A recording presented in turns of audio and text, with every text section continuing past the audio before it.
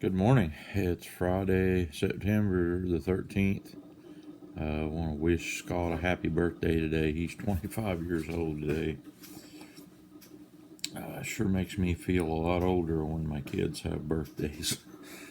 Anyway, we've been doing some stuff here on the farm yesterday afternoon after they got that wheat sowed and trying to get around to where we could get our cow feed for the winter kind of rat holed away. Of course, we got all our hay put up just about. I've got a couple more patches I may bale if the ground continues to dry. And it's kind of a mixed bag. I got one place that if it don't get a little rain along, we're not going to get to bale it again. It won't get tall enough. And the other place, the ground's going to have to dry out. So it looks like one way or another we'll be making some hay here yet to the end of this deal. But I've been buying some corn from a farmer over at Miami. I haven't talked to him about. I'm hoping that when I go back, I'll be able to get some video of them combining. I'll try to get him, if he'll let me. I'll ride in the combine with him and video some of that for you. But I've got a gravity wagon on a gooseneck trailer, and we got 2 loads on it brought in already. And I've got another gravity wagon store in here that's actually a little more volume than the one I'm hauling in. And we transfer that corn out of the one I'm hauling in into the other one with the skid loader. And it don't take very long. I think I figured out there was 16 or 17 bucket loads, something like that in that. And I'm not set up with an auger to where I could do it different. The one, we kind of just made it stationary the other day. We let the air out of the tires so it'd get a little bit shorter. I could put the corn in it while it was in the barn. And so we've been working on that. And then I got up this morning. I'm kind of sore. We worked on the grinder mixer. I bought a International Harvester 1150, I think it is, grinder mixer last winter, maybe this spring. And we've been doing a little fixing on it. And we need to duct tape a bunch of stuff on it. It's got several little access covers that don't seal up real tight, and that corn, when you grind it, it has a lot of powder with it, and really put a lot of dust in the air while we was doing it yesterday. But we got Scott's little buggy filled up with fresh ground corn, and I was about out in my box that I feed out of, and so we got it filled up. And I actually have some of those boxes that's fixed up and work very good to transfer corn and run it into the grinder out of. And so we've got them to fill up yet, and I think we'll get the grinder out and grind a load of feed in my dad's auger wagon. He's probably gonna feed some heifers for us through the winter this year. We don't really feed them to put weight on them, but just as a supplement and to keep them coming around and make them tame. We want, especially those replacement heifers, we want them to want to come into the corral. And of course, they're growing up at a different place than where they're gonna spend their life here at the Case Ranch. But I'll take some video of them sometime here soon. I need to get set up and go fly spray them a few times. But they have done really, really well, and my dad does a good job taking care of them. He's got 40 acres with only 7 head of heifers on it, or 9, or I guess there's 10 altogether with the bull, and we ran a bull with them, so they'll have calves coming up in February. But we'll have to have them moved so we can put others there. Anyway, this morning I was trying to get around and had decided I was gonna go in here to the my bathroom / laundry room, and I need to get me a pair of socks out of this dryer. There's the inside of my dryer. The one that's in there. I got one from on top. And when I moved stuff around here a while ago, I heard something rattle. Oh, there it is. When you're working around that, you get it everywhere. Couldn't hear that rattling when the dryer was running like I do if Dakota leaves his pocket knife in there, but yeah. And I'm pretty happy with the corn I bought. It's good looking corn. I bought some from a guy who took his to the co-op last year, and it was more expensive to do that away because you have to pay to get it in and pay to get it out. There's no, and then there's storage fee. I think they charge, I don't know, a nickel a month or something like that, a bushel storage fee. So I'll turn this around a little bit, and I don't know how good you can see it from here, but that right over there next to Dakota's camper is my gravity wagon on trailer. But the deal is, I couldn't get, I thought I'd be able to get more yesterday, but they were already cutting on a different field, and I'm trying to get from one owner. That way when I write him a check, it's all him. Besides, he helps his family. They've kind of farmed together, but they've each got individual places, and some of them it's 2 family members, and then they have to pay or give a share to the landowner as well, and it gets pretty complicated. So I'm trying not to get involved in that. I just buy it from one guy. But we've been we did a bunch of just corn grinding. Just take that and grind that up, and when you do that, the center of it turns powdery. And anybody that knows, what you really just want to do is, the only thing you really have to do is crack it, get into that middle of it like that, and the cattle can, their digestive system to get all the good out of it. But it's hard to just hit it once. And so what we did, I'd heard that you could pull the screen completely out of your grinder and run that corn in there, and it would crack just about all of it. But it didn't work that way on mine. And I know the hammers on mine are a little wore off on the end. They probably really need turned around. But it's another one of those things where I bought it on the cheap. It didn't cost a whole lot. And I do some equipment trading, and I actually traded into some of that stuff. So the things I traded in was probably something I bought and did some work on to get running, and didn't have all that much in it either. So I just kind of try to keep around, get what I need to do what I want to do with it. But we couldn't get it to crack all the corn that we put in there by not having the screen in there. But we took, and they actually make a screen that's for corn, but if you put that in there, it's going to almost grind it all to just powder. And even with the bigger screen that we ran, it was still cracking all of it, but it's making quite a bit of powder. So it could be that we may be running it faster than what we need to run it. So we may turn around and slow that down. I've got it on the 1494 right now, and we'll probably use it on there till I get Dad's stuff made. We're actually gonna today fix a problem, and the problem we've been having is that it gets too dusty. I really don't like feeding it just dusty, and I know a lot of people do, and that's okay, but I wouldn't mind sweetening it up a little bit. It makes the cattle really take after it better if it's sweetened up, and if it's not dusty. If the dust on it sticks to their nose, they have to chew it a lot to get it wet down to where they can swallow it. And so I thought I have a couple of options. I could put some QLF in with it, and that stuff's kind of expensive. It's $185 a ton or something like that when I checked on it. But the only thing I don't know about it is how to deal with it. And I've got a plastic tank in a cage that I could get a 100-gallon put in, and that would last us quite a while, because I'm not really thinking we'd have to put but 10 gallon a ton maybe. And so that would make more than 10 ton. I'm only going to have enough corn to make 20 ton of feed. So and that wouldn't cost all that much to have that as an additive. I got an option to buy some corn syrup, but I'm worried about what their analysis says on their corn syrup, that it's no more than 90% water, And I'm like, well, if I just wanted to add water to it, I could add water to it. And it needs to be sweet if I'm gonna make sweet feed out of it.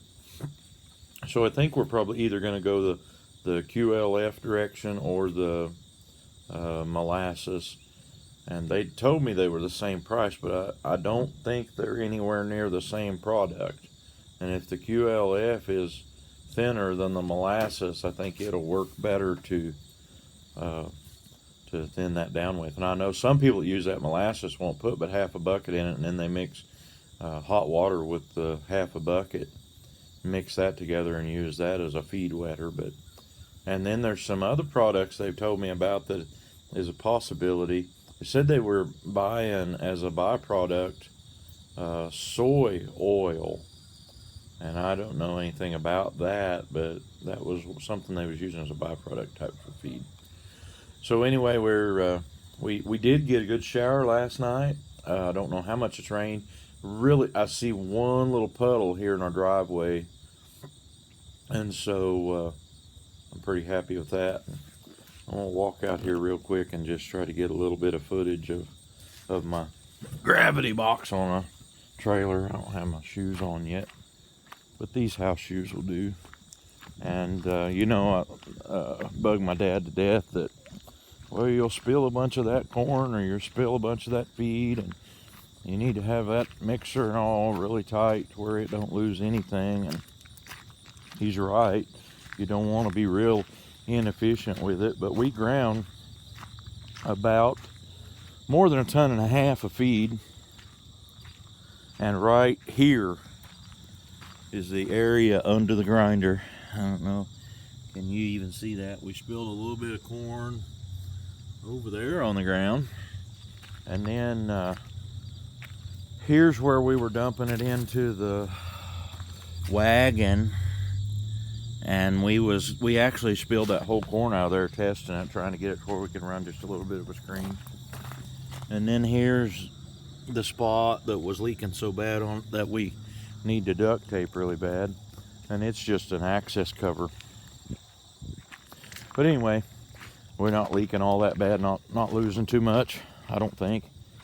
When the fact is, this corn's gonna cost me about $5.50 100, and feed right now, and I have been able to book it the last several years for about $200 a ton, which is about $10 a hundred. So and then there's you have to go get it. And the closest place I could go get it, haven't been very happy with their feed. And I usually wind up going to Bartlett, Kansas to get feed, which is quite a ways farther, more than twice as far as the closest one. The closest one's about 20 miles, so 15 miles, something like that. But anyway, this gravity box, I bought it as a wagon. As you can see, we just took the running gear out from under it because it didn't travel well when it was loaded. It traveled fine when it was empty. And then I fixed it up to where it's sticking in a stake pocket back here, and I've got it tied down, which probably really isn't even necessary. And then up here, I've got it bolted down. I don't know if you can ever get to where you can see that bolt on that angle iron. We bolted that angle iron down, set the thing in there, and welded it down to that. And it works pretty good. I can actually come up here with the skid steer, raise the door, and let some into the bucket, and it almost fills the whole bucket up just from being there with the skid steer in it. Works pretty good. And all this equipment that I'm getting, it'll be worth something one day if I ever quit this, but it's working out good now. We're trying to get around, gonna try next year to raise oats, more oats. I actually got like an acre of oats to grow here on home place, and we cut them with my little Alice. I got a little Alice 60 pull type combine, really high speed. We really wasn't doing it for the high speed. I enjoy being out and doing stuff like that. So, but anyway, we working on trying to get some more oats put in for next year.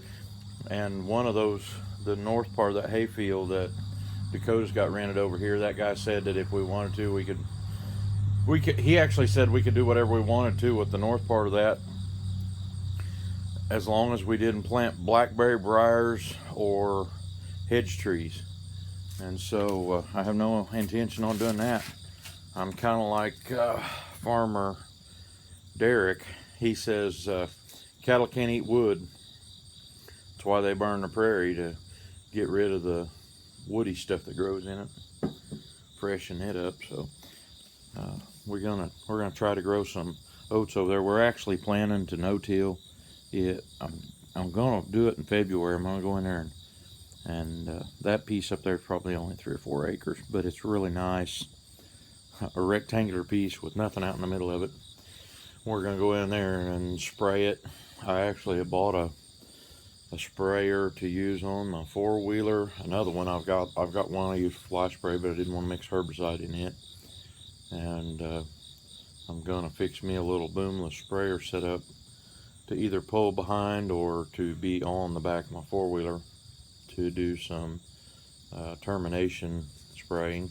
We're gonna try to terminate everything that's growing there in February, which won't be a lot, and then we may wind up spraying it with Grazon again later than that, but we'll take and no-till drill oats into it, hopefully come up with an oat crop.